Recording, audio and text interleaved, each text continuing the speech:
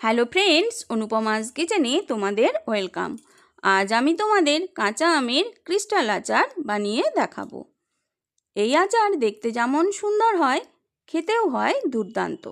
আমের সিজনে একবার হলেও এই আচার তোমরা ট্রাই করতে পারো। তার জন্য দেখো নিয়েছি কাঁচা আম। কাঁচা আমের খোসা ছাড়িয়ে লম্বা করে কেটে ধুয়ে একটা পাত্রে জল নিয়ে পরিমাণ মতো নুন দিয়ে কেটে ধুয়ে রাখা আমগুলো ভিজিয়ে রাখবো 10 মিনিটের জন্য। আমার রেসিপিটি যদি তোমাদের ভালো লাগে, ইউটিউব চ্যানেল থেকে দেখলে চ্যানেলটিকে অবশ্যই সাবস্ক্রাইব করে দিও। ফেসবুক পেজ থেকে দেখলে পেজটি ফলো করে দিও। এরপর গ্যাসে কড়াই বসিয়ে দিয়ে দিলাম 1 কাপ চিনি আর দেব 1/2 কাপ জল। রেশিওটা ঠিক এই মতোই হবে। চিনি মেল্ট হয়ে গেলে দিয়ে দেব থেতো করে রাখা এলাচ।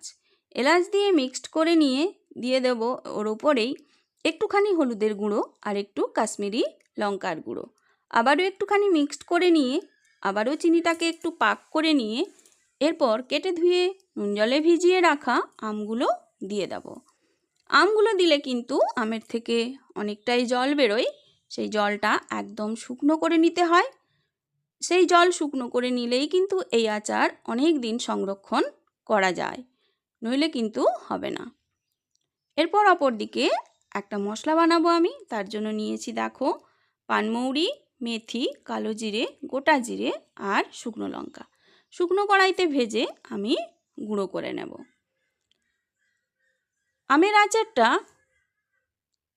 তৈরি করার সময় গ্যাসের ফ্লেম কিন্তু একদম মিডিয়ামে থাকবে।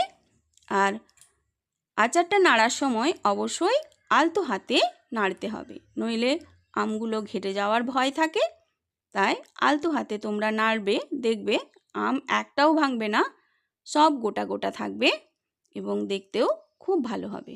এই যে আচারটা হয়েছে বোঝার উপায় হলো হাতে নিয়ে দেখবে যে তার তার হলেই বুঝবে যে আচার হয়ে গেছে।